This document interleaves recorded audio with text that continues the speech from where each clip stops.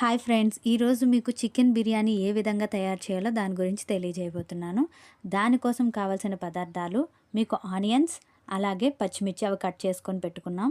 అలాగే చికెన్ కూడా మేము రెడీ చేసుకొని పెట్టుకున్నాం, నీట్గా కడిగి ఉంచుకున్నాము. వాటితో పాటు మసాలా దినుసులు, బిర్యానీ ఆకు, చెక్క, వీటికి యాలకులు కావాల్సిన సామాన్లు, అలాగే కొత్తిమీర, పుదీనా, అలాగే బిర్యానీ రైస్ని వాటర్లో వేసి నానబెట్టుకొని ఉంచుకున్నాం ముందుగా.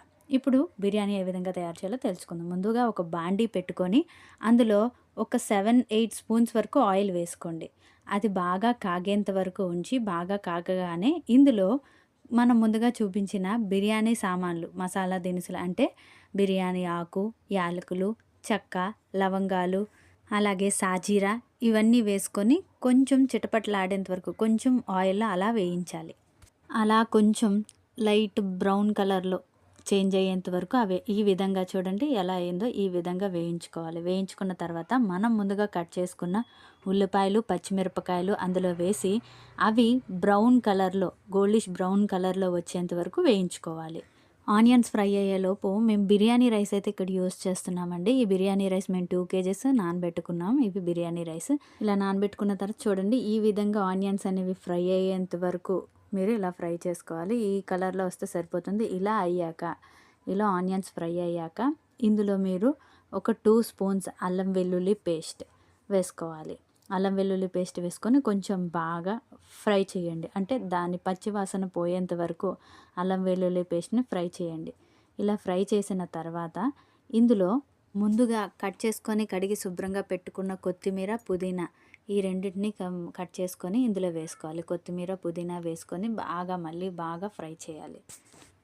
చూసారు కదా, ఈ విధంగా బాగా ఫ్రై చేసుకోవాలి. ఇలా ఫ్రై చేసుకున్న తర్వాత మీరు ముందుగా శుభ్రం చేసుకున్న చికెన్ని, కొంచెం పెద్ద బిర్యానీ కదండి, కొంచెం పెద్ద పీసెసే మేము కట్ చేసుకున్నాం.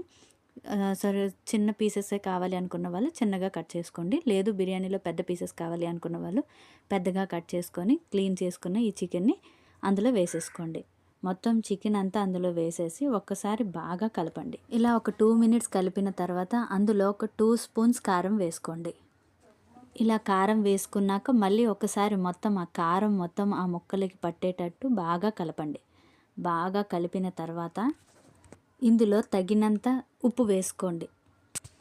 ఉప్పు వేసుకున్న తర్వాత మళ్ళీ ఒకసారి బాగా ఈ ఉప్పు కూడా ఆ చికెన్ ముక్కలకి బాగా కలిసేటట్టు బాగా కలపండి. ఒక్కసారి బాగా పూర్తిగా మళ్ళీ బాగా కలిపి కొంచెం సేపు ఒక 10 మినిట్స్ దాని మీద మూత పెట్టి ఉంచండి.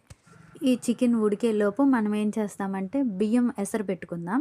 ఒక బాండీ తీసుకొని మనకు తగినంత ఎంతైతే రైస్ వేస్తామో అంత రైస్కి తగినంత కొంచెం వాటర్ ఎక్కువగా తీసుకొని ఆ వాటర్లో ఒక 2-3 స్పూన్స్ ఆయిల్ వేసుకోండి. ఆయిల్ ఎందుకు వేసుకుంటామంటే అన్నం అనేది అంటే ముద్దలా కాకుండా లూజ్గా విడివిడిగా రావడం కోసం వేసుకుంటాం.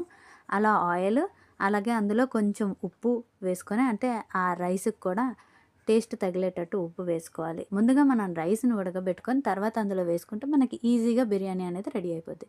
సో ఈ విధంగా ముందుగా ఎసరు పెట్టుకొని దాంట్లో కొంచెం కొత్తిమీర, పుదీనా కూడా వేసుకోండి. ఇలా కొంతసేపు ఆ ఎసరు మరిగేంత వరకు ఉంచుదాం. ఇప్పుడు మనం ముందు బిర్యానీ దగ్గరికి వెళ్ళిపోదాం.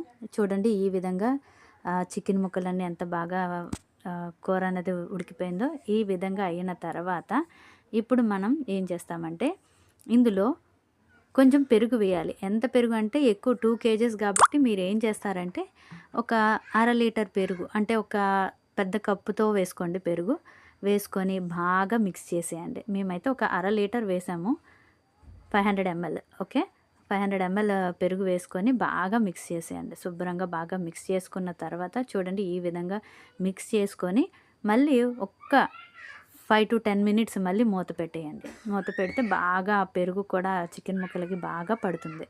మూత పెట్టేసిన తర్వాత ఇప్పుడు పక్కకి మనం చూడండి ఆల్రెడీ ఎసరు పెట్టుకున్నాం కదండి. ఈ విధంగా బాగా ఎసరు మరిగిన తర్వాత ఇందులో మనం కడిగి నానబెట్టుకున్న బియ్యం ఉన్నాయి కదండి, ఇవి బాగా వడకట్టేసి ఆ వాటర్ అంతా బాగా వడకట్టేసి ఇందులో మొత్తం బియ్యం మొత్తం ఎసరులో వేసేయండి. ఇలా పూర్తిగా బియ్యం అన్నీ వేసేసాక దీన్ని కొంచెం అన్నం ఉడికేంత వరకు ఉంచాలి. చిన్న పలుకు మీద దించండి సరిపోతుంది, మరీ ఎక్కువ కాదు. అలా కొంతసేపు అన్నం ఉడకనివ్వండి. ఇప్పుడు మనం ఒకసారి అలాగా గరిటెతో కలుపుకొని అన్నం ఉడికేంత వరకు వెయిట్ చేయండి. అన్నం ఉడికిన తర్వాత ఏం చేయాలి అంటే మీరు చిన్న పలుకు మీద దించుకోవాలి. ఇది పూర్తిగా మెత్తగా అయిపోయేటట్టు ఉండకుండా చిన్న పలుకు మీద దించుకొని ఆ వాటర్ అంతా వడకట్టేసి ఆ రైస్‌ని అలా చూసారు కదా! ఈ ఉడికిన చికెన్‌లో ఇందులో అలా వేసేసుకోండి.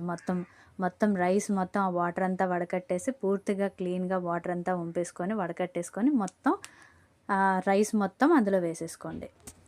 ఇలా వేసేసుకోండి. చూసారు కదా! ఈ విధంగా మొత్తం వేసేసుకొని ఇందులో ఒక 3-4 స్పూన్స్ వరకు, అంటే ఎక్కువ కాబట్టి మేము కొంచెం రోజ్ వాటర్ అనేది ఎక్కువ వేసుకుంటున్నాం. ఇలా మీ ఫుడ్ క్వాంటిటీ తగ్గట్టు రోజ్ వాటర్ అనేది ఇందులో వేసుకోండి. మేము ఒక 5-6 స్పూన్స్ వరకు కప్స్ వరకు వేసుకున్నాం రోజ్ వాటర్. ఇలా రోజ్ వాటర్ వేసుకున్న తర్వాత ఇందులోనే కొంచెం నెయ్యి కూడా యాడ్ చేసుకోండి. నెయ్యి కూడా మేము 5-6 స్పూన్స్ వరకు నెయ్యి వేసుకున్నాం. మొత్తం బిర్యానీ అంతా స్ప్రెడ్ అయ్యేటట్టు నెయ్యి వేసుకోండి. ఇలా నెయ్యి వేసిన తర్వాత ఇందులో కొంచెం, మరీ ఎక్కువ వద్దండి, కొంచెం చిటికెడు ఫుడ్ కలర్ అనేది మేము వేసుకుంటున్నాం. మీకు ఇష్టమైతే వేసుకోండి, లేదు మాకు ఇష్టం లేదు అలా ఫుడ్ కలర్ అనుకునే వాళ్ళు స్కిప్ చేసేయచ్చు, ఏ ప్రాబ్లం లేదు. ఫుడ్ కలర్ జస్ట్ కలర్ కోసం వేసుకుంటున్నాం. అలా వేసుకున్న తర్వాత దాని మీద కొంచెం పైన గార్నిష్ లాగా కొంచెం కొత్తిమీర, పుదీనా అనేది పైన వేసుకుందాం.